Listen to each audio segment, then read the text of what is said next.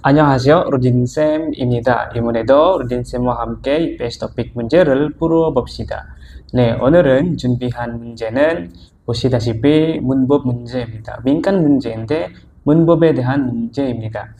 Jadi yang seperti yang teman-teman lihat di layar HP teman-teman, soal yang udah Rudin siapin itu soal perihal bimbingan kecil, tapi menegaskan tentang penggunaan tata bahasa, tentunya dengan opsi yang tidak terlalu mirip ya, karena sebenarnya pada soal IPS topik itu opsinya nggak terlalu mirip, cuma penekanan dari penggunaan tata bahasanya yang ditegaskan.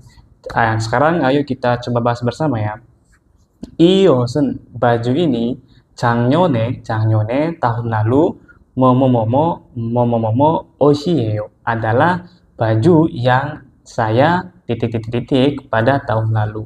Sam, kenapa kok mengartikannya ada saya? Karena dalam bahasa Korea itu subjek orang pertama itu seringkali tidak disebutkan. Kayak semisal kamu nanya, Odiga pergi kemana? Itu secara tidak langsung bisa diartikan kamu pergi kemana, meskipun tidak ada menyebutkan subjek pertama itu dalam bahasa Korea. Jadi secara tidak langsung itu nggak disebutin mereka subjek orang pertama. Kita kembali ke soal Amsten. Iosen, baju ini 작년에 tahun lalu 옷이에요 adalah baju yang titik-titik saya pakai tahun lalu. Yang pertama ibnen, yang kedua ibel, yang kedua ibotton, lalu yang keempat ibottoni. Nah, mungkin teman-teman di video yang lalu sudah Rudin jelaskan mengenai nen sama el. Kalau nen itu berarti penanda bentuk hyonje, masa saat ini.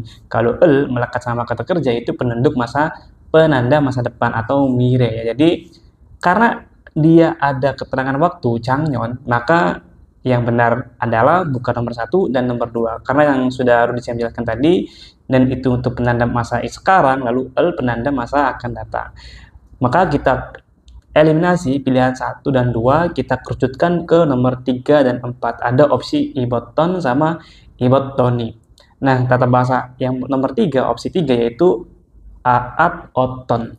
쉽게 말하면, gampangnya at-ottoni itu adalah kegiatan atau tindakan yang sering terjadi di masa lalu itu sudah tidak terjadi lagi pada saat ini. Seperti contoh, saya tuh dulu sekolah di SMA ini, terus lulus. Nah, ketika menceritakan peristiwa seperti ini, tata bahasa at-ottoni lebih natural dipakai dalam percakapan sehari-hari. Maka dari itu, at-ottoni ini kayaknya kita skip dulu.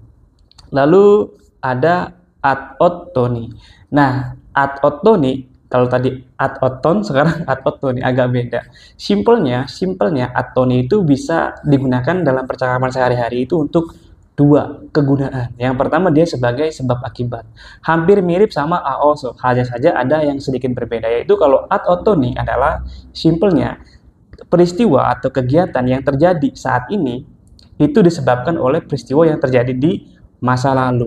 어제 커피를 많이 마셨더니 이제 잠이 안 와. Kemarin saya minum kopi banyak banget, jadi sekarang nggak bisa tidur. Itu at-ottoni yang pertama. Sebab akibat, tetapi lebih ke kegiatan di masa lalu itu menjadi penyebab terjadinya sebuah kegiatan pada saat ini.